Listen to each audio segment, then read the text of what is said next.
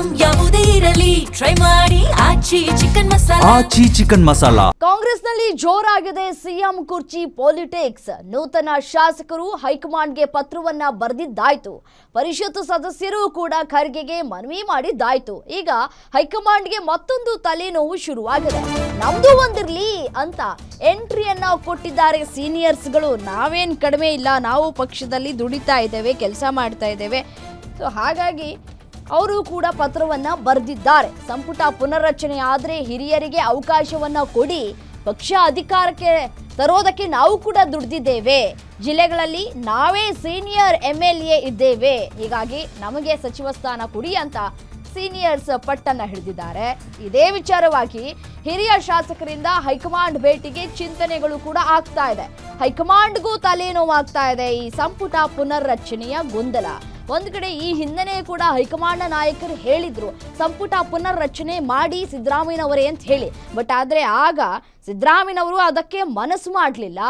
ಮನಸ್ಸು ಮಾಡಿದಿದ್ರೆ ಇಷ್ಟೊತ್ತಿಗಾಗಲೇ ಸಂಪುಟ ಪುನರ್ರಚನೆ ಯಾವಾಗಲೂ ಆಗೋಗ್ಬಿಡ್ತಾ ಇತ್ತು. ಬಟ್ ಆದರೆ ಮನಸ್ಸು ಮಾಡದೇ ಇರುವಂತಹ ಹಿನ್ನೆಲೆಯಲ್ಲಿ ಇದೀಗ ಒಂದಷ್ಟು ಸೀನಿಯರ್ಸ್ಗಳು ನಮ್ಮನ್ನೂ ಕೂಡ ಸಚಿವರನ್ನಾಗಿ ಮಾಡಿ ಸಂಪುಟ ಪುನರ್ರಚನೆಯನ್ನ ಮಾಡಿ ಅಂತ ಹೇಳಿ ಪತ್ರವನ್ನ ಬರೆದಿದ್ದಾರೆ. ನೋಡಿ, ರೇಸ್ನಲ್ಲಿ ಇರುವಂತಹ ಸೀನಿಯರ್ಸ್ಗಳು ಬಹಳಷ್ಟು ಜನ ಇದ್ದಾರೆ. ಸೊ ಹಾಗಾಗಿ 2.5 ವರ್ಷ ಆಯ್ತಲ್ಲ, ಈಗ ಬದಲಾವಣೆ ಮಾಡಿ ಅನ್ನುವಂತಹ ಒಂದಷ್ಟು ವಿಚಾರವನ್ನ ಹೈಕಮಾಂಡ್ ಗಮನಕ್ಕೆ ತರುವಂತಹ ಕೆಲಸಗಳಾಗಿದೆ.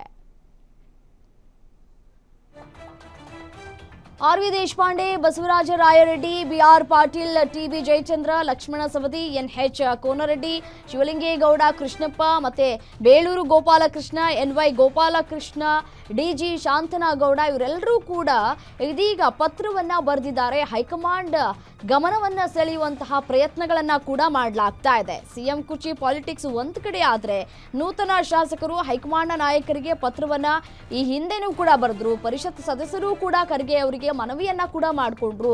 ಇದೀಗ ಹೈಕಮಾಂಡ್ಗೆ ಮತ್ತೊಂದು ತಲೆನೋವು ಶುರುವಾಗಿದೆ. ನಮ್ದು ಒಂದಿರ್ಲಿ, ನಾವ್ಯಾಕೆ ಬಿಡೋಣ ಅಂತ ಹೇಳಿ ಇದೀಗ ಸೀನಿಯರ್ಸ್ಗಳು ಕೂಡ ಸಂಪುಟ ಪುನರ್ರಚನೆಯನ್ನ ಮಾಡಿ ಅಂತ ಹೇಳಿ ಪತ್ರವನ್ನ ಬರೆದಿದ್ದಾರೆ ಅನ್ನುವಂತಹ ಮಾಹಿತಿ ಸಿಗ್ತಾ ಇದೆ. ಪಕ್ಷಕ್ಕೆ ನಾವು ಕೂಡ ಬಹಳ ವರ್ಷಗಳಿಂದ ದುಡಿದಿದ್ದೇವೆ.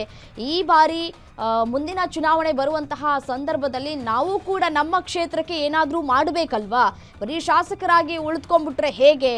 ಸಚಿವರಾಗಿಯೂ ಕೂಡ ನಾವು ಕೂಡ ಏನಾದರೂ ನಮ್ಮ ಕ್ಷೇತ್ರಕ್ಕೆ ಕೊಡುಗೆಯನ್ನು ಕೊಡುವಂತಹ ಕೆಲಸಗಳನ್ನ ಮಾಡಿದರೆ ಮುಂದಿನ ಚುನಾವಣೆಯಲ್ಲಿ ಮತ್ತೆ ನಾವೇ ಅಧಿಕಾರಕ್ಕೆ ಬರಬಹುದು ಅನ್ನುವಂತಹ ವಿಚಾರವನ್ನ ಹೈಕಮಾಂಡ್ ನಾಯಕರ ಗಮನಕ್ಕೆ ತರುವಂತಹ ಕೆಲಸವನ್ನ ಕೂಡ ಮಾಡ್ತಾ ಇದ್ದಾರೆ.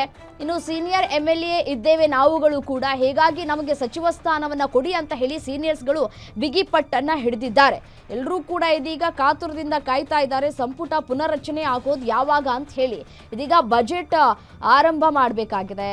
ಸೊ ನೆಕ್ಸ್ಟ್ ಮಂತ್ 6ನೇ ತಾರೀಕಿನಿಂದ ಬಜೆಟ್ ಅಧಿವೇಶನ ಆರಂಭ ಆಗುತ್ತೆ.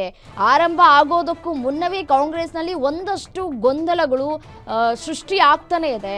ದಿನಕ್ಕೊಂದು ಬೆಳವಣಿಗೆಗಳು ಕಾಂಗ್ರೆಸ್ ಪಾರ್ಟಿಯಲ್ಲಿ ಆಗ್ತಾನೆ ಇದೆ. ಒಂದು ಕಡೆ ನಾಯಕತ್ವ, ಮತ್ತೊಂದು ಕಡೆ ಸಂಪುಟ ಪುನರ್ರಚನೆಗಳು, ಈ ರೀತಿಯಾದಂತಹ ಮಾತುಗಳನ್ನು ನಾವು ಕೇಳ ಸಿಗ್ತಾ ಇದ್ದೇವೆ. ಅಭಿವೃದ್ಧಿ ಮಾತ್ರ ಆಗ್ತಾ ಇಲ್ಲ ಅಂತ ಹೇಳಿ ಜನರು ಹಿಡಿ ಶಾಪವನ್ನ ಹಾಕ್ತಾ ಇದ್ದಾರೆ. ಇವ್ರ ಕಿತ್ತಾಟದಲ್ಲಿ ಅಭಿವೃದ್ಧಿ ಮಾಡುವಂತಹ ಕೆಲಸವನ್ನ ಮರೆತುಬಿಟ್ಟಿದ್ದಾರೆ ನಾಯಕರು ಅಂತ ಹೇಳಿ ಹೇಳ್ತಾ ಇದ್ದಾರೆ. ಬೇಸಿಗೆಗಾಲ ಆರಂಭ ಆಗ್ತಾ ಇದೆ.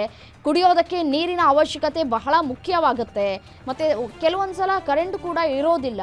ಇದೆಲ್ಲವನ್ನ ಕೂಡ ಗಮನದಲ್ಲಿ ಇಟ್ಕೊಳ್ಬೇಕು ನಾಯಕರು. ಅದನ್ನ ಬಿಟ್ಟು ತಮ್ಮ ಕುರ್ಚಿಯನ್ನ ಉಳಿಸ್ಕೊಳ್ಳೋದ್ರಲ್ಲೇ ಬ್ಯುಸಿ ಆಗ್ಬಿಟ್ಟಿದ್ದಾರೆ ಅಂತ ಹೇಳಿ ಜನ ಪ್ರಶ್ನೆ ಮಾಡ್ತಾ ಇದ್ದಾರೆ.